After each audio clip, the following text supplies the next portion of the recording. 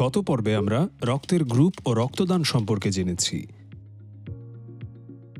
আজকের পর্বে আমরা হৃৎপিণ্ডের গঠন ও কাজ সম্পর্কে জানব। তোমরা কি জানো আমাদের হৃৎপিণ্ডের হৃৎস্পন্দন মায়ের গর্ভে 6 সপ্তাহ থেকে শুরু হয় এবং মৃত্যুর আগ পর্যন্ত অনবরত চলতে থাকে। আমাদের শরীরের যাবতীয় সকল জৈবিক কাজ সম্পন্ন করার জন্য প্রতিটি কোষে রক্তের সরবরাহ করা অত্যন্ত জরুরি, আর এই গুরুত্বপূর্ণ কাজটি হৃৎপিণ্ডের স্পন্দনের মাধ্যমে হয়ে থাকে। হৃৎপিণ্ডের রক্তের সরবরাহ পদ্ধতি জানার আগে এর গঠন সম্পর্কে জানা যাক। হৃৎপিণ্ড বক্ষ গহ্বরের বাম দিকে 2 ফুসফুসের মাঝখানে অবস্থিত একটি ত্রিকোণাকার ফাঁপা অঙ্গ। এটি হৃৎপেশী নামক এক বিশেষ ধরনের অনৈচ্ছিক পেশি দ্বারা গঠিত এবং এটি পেরিকার্ডিয়াম নামক পাতলা পর্দা দ্বারা আবৃত থাকে। হৃৎপিণ্ডের প্রাচীরে 3টি স্তর থাকে: বহিস্তর বা এপিকার্ডিয়াম, মধ্যস্তর বা মায়োকার্ডিয়াম এবং অন্তঃস্তর বা এন্ডোকার্ডিয়াম। সবচেয়ে বাইরের স্তরটি হল এপিকার্ডিয়াম। এটি মূলত যোজক কলা দ্বারা গঠিত এবং আবরণী কলা দিয়ে আবৃত থাকে। এর মাঝের স্তরটি হল মায়োকার্ডিয়াম। এটি শক্ত অনৈচ্ছিক পেশি দিয়ে গঠিত। হৃৎপিণ্ডের সবচেয়ে ভিতরের স্তর হল এন্ডোকার্ডিয়াম। এন্ডোকার্ডিয়াম দ্বারা হৃৎপিণ্ডের প্রকোষ্ঠগুলো আবৃত থাকে। আমাদের হৃৎপিণ্ড আবার কতগুলো প্রকোষ্ঠ নিয়ে গঠিত। আমাদের হৃৎপিণ্ডের 4টি প্রকোষ্ঠ রয়েছে: ডান অ্যাট্রিয়াম বা ডান অলিন্দ, বাম অ্যাট্রিয়াম বা বাম অলিন্দ, ডান ভেন্ট্রিকল বা ডান নিলয় এবং বাম ভেন্ট্রিকল বা বাম নিলয়। উপরে যেই 2টি প্রকোষ্ঠ রয়েছে তার ডান দিকের অংশকে ডান অলিন্দ এবং বাম দিকের অংশকে বাম অলিন্দ বলে।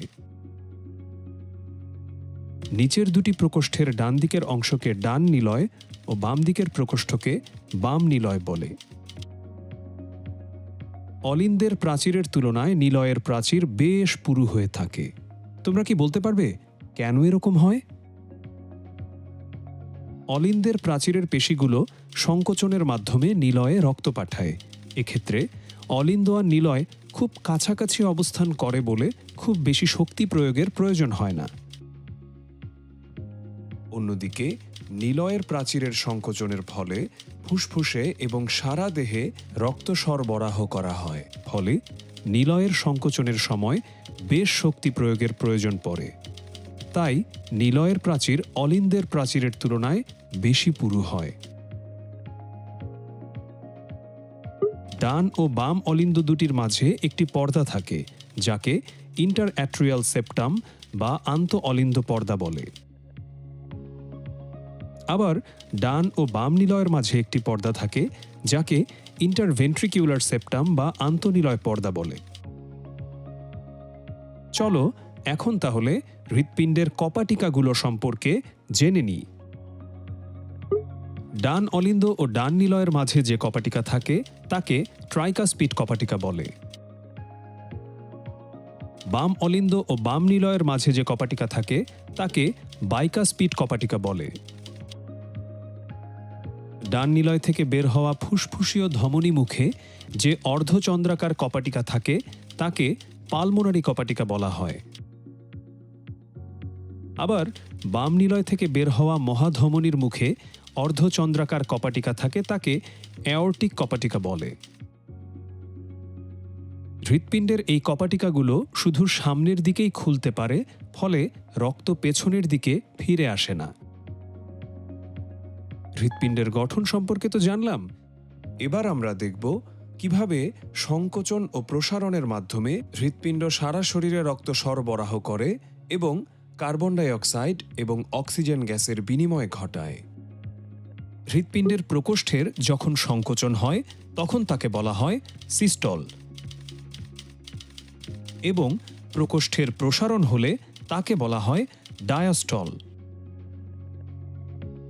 এভাবে হৃৎপিণ্ডের একবার সংকোচন ও একবার প্রসারণকে আমরা একসাথে হৃৎস্পন্দন বা হার্টবিট বলি।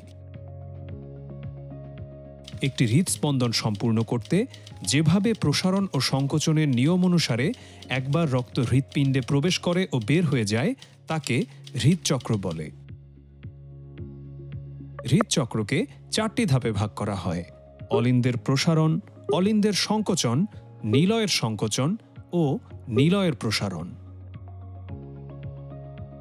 অলিন্দ দুটি প্রসারিত হলে দেহের বিভিন্ন অংশ থেকে রক্ত হৃৎপিণ্ডে প্রবেশ করে। ঊর্ধ্ব মহাশিরার মাধ্যমে কার্বন ডাই অক্সাইড যুক্ত রক্ত ডান অলিন্দে প্রবেশ করে।